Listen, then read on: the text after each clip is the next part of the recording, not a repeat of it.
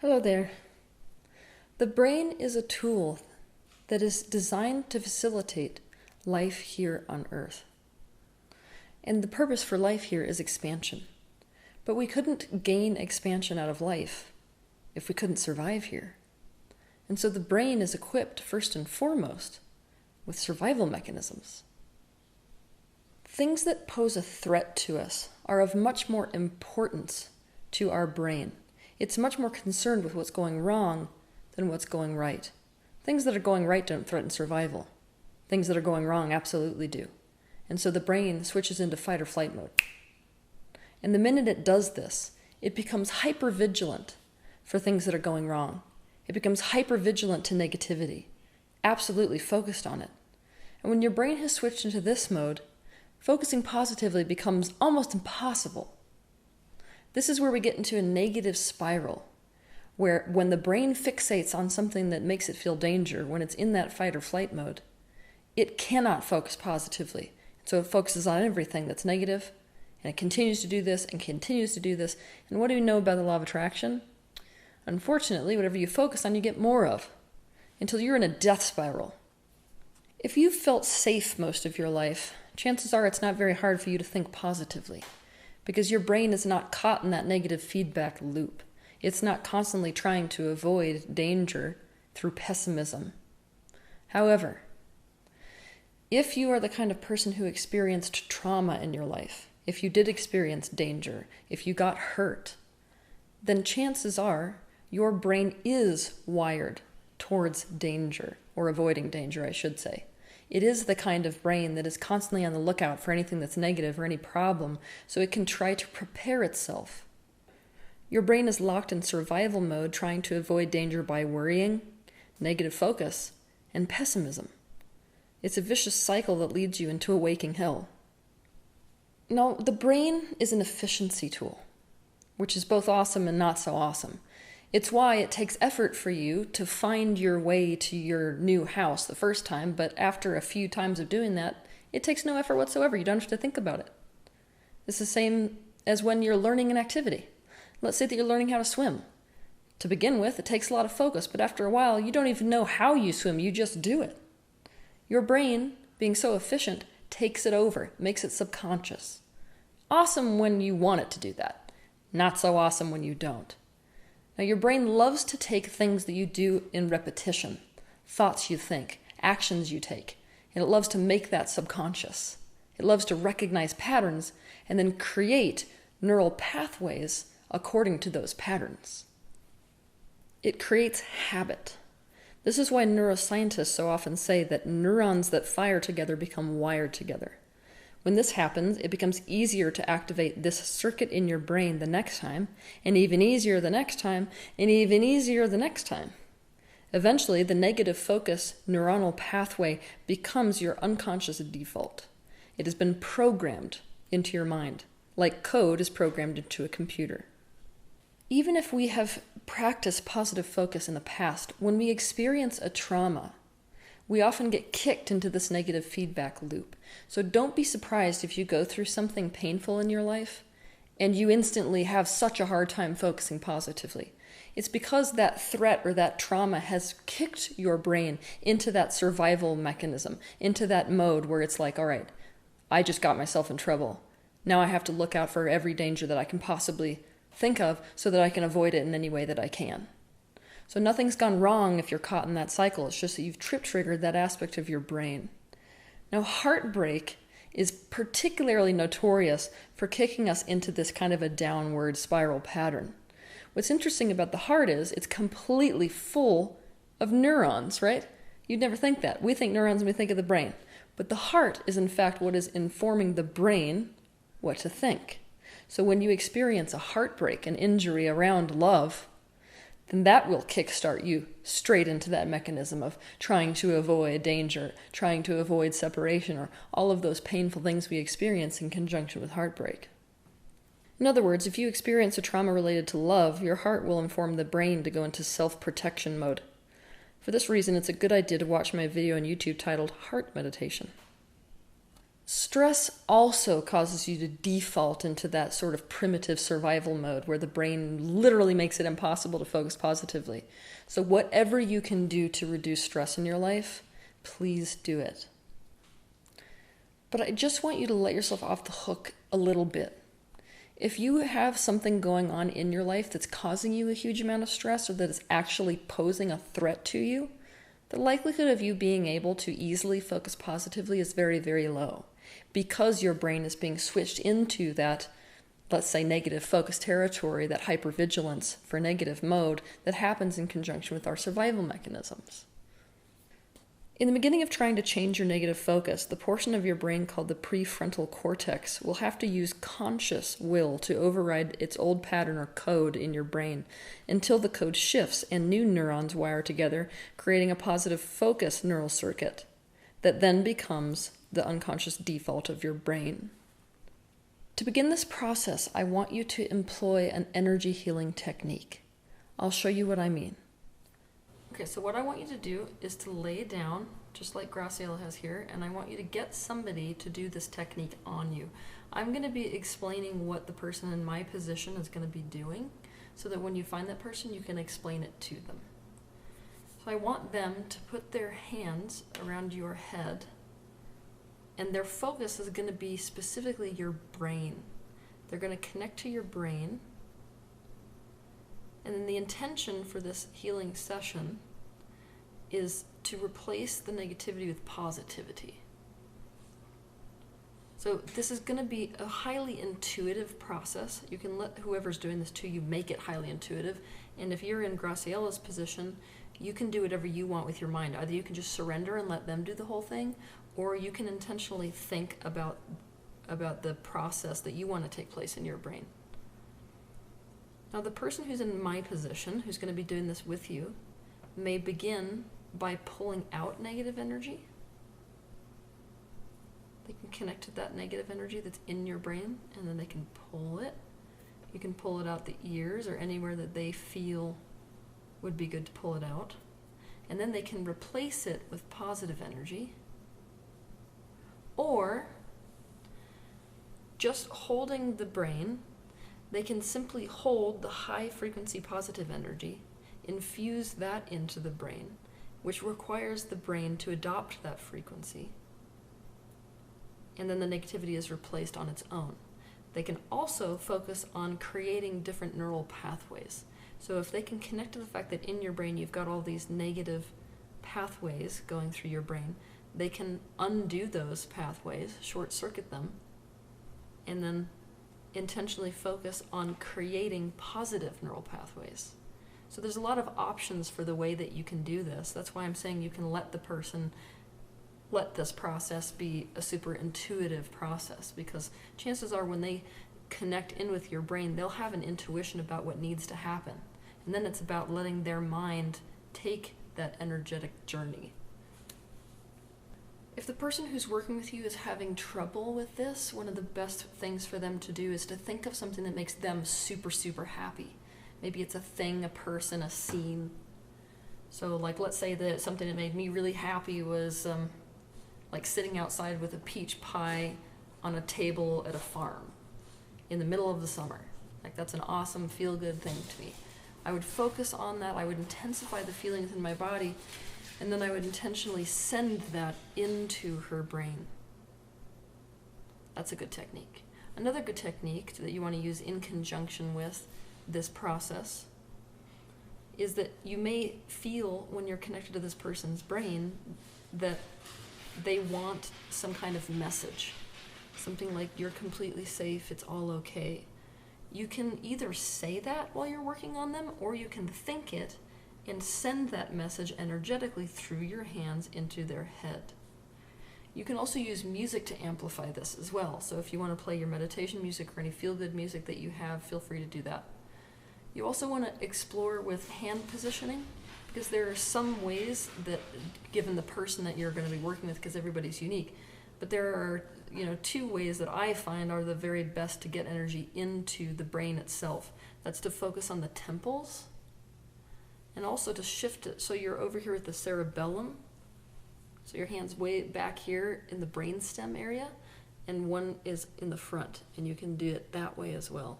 So just play around with the way that your hands are positioned while you're doing this process. And you want to do this for as long as it takes for you to feel as if there's a sense of completion. It's not going to be easy for me to explain this to you, but when you're working on somebody energetically, you'll get this feeling of completion. It's a similar feeling to when you fill up a cup completely all the way to the top. You'll get that sensation that it's complete. When you feel that, that's okay time for you to basically pull back and end the energy session. Essentially, the strong high-frequency energy of the positivity that this person has focused into your brain causes the low-frequency negative energy in your brain to change. Think of it like music. Experiencing the infusion of positivity forces the low-frequency tone of negativity to come into alignment and resonate with the new high-frequency tone of positivity. So here's another great tip, is you can actually do this on yourself. Now what I find is when we're in our worst negative downward spirals, focusing on anything positive is so damn hard that it's actually a lot better to just get somebody to do it for us. But once you start feeling the gradual improvement, you can start doing this kind of self-healing work on yourself. So just like you or the person did for you, you would take your hands and do that process on your own brain, on your own mind. So you focus on things that are positive, messages that are positive, and you alter your own brain with them. You diffuse your own brain with that positive energy. Also feeling for those neural pathways that are negative, undoing them, short-circuiting them, and then creating new neural pathways that are wired for positivity. Self-healing works amazingly well, so I suggest that you try it. Another technique that you can use if you're wanting to do the self-help healing techniques is that you can imagine yourself as very, very small. So imagine taking a miniature version of yourself, shrinking it, and then holding that version of yourself in your own hands. You can work on your own brain that way. The next thing we need to do is to intentionally find the positive in the negative. Torture is pain without purpose. It is pain without meaning. What we cannot deal with in life, and what causes a negative feedback loop from absolute hell, is not being able to see the purpose or meaning behind the pain that we're experiencing. For this reason, it is so critical to search for the positive aspects to any negative thing you may have gone through or may currently be going through. Take the things or circumstances in your life that have caused you pain one by one, and with each one, search diligently for the positive meaning inherent in the circumstance. How did it serve you? List every single positive aspect of it that you can think of. If you are currently experiencing something negative or painful, then the tendency, because it has kicked you into this panic mode, is to spiral into doom. If you can't find a positive meaning for your pain, obviously the only possible explanation is that you're being punished, you're being tortured. Of course you're not going to come out of your survival mode if that's the way that you're looking at life. So what's really critical if you're currently going through something like that is to sit down and intentionally think about all the positive that could come potentially out of the circumstance that you're in. This is the opposite of what your brain is doing. When your brain is switched into that survival mode and has gone into that focus where it's trying to figure out everything that could go wrong, it is projecting all the worst case scenarios into the future. So the way we undo this is by consciously making ourselves come up with what positive could potentially come out of this in the future. Also, I want you to watch my videos on YouTube titled How to Stop Worrying and How to Stop Expecting the Worst.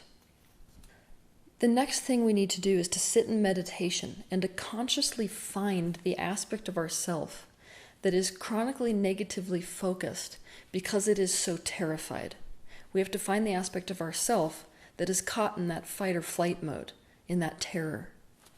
Find the aspect of you that is trying desperately to avoid being hurt because it's been so hurt before. Where does it live inside your body? Ask this aspect of you what would be so bad about being positive or about positive focus. Talk to and validate and focus love and protection to and around this aspect of yourself.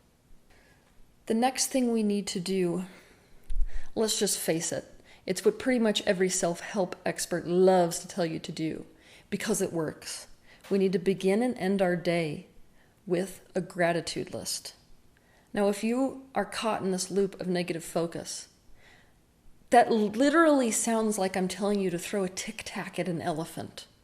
Like every part of you is going to be like, the hell is that going to do for me? The point of doing it is to intentionally pull your brain out of fight or flight mode.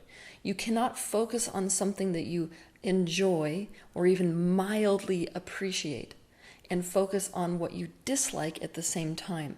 You can't be in fear and in positive attention at the same time. So you're forcing your focus essentially.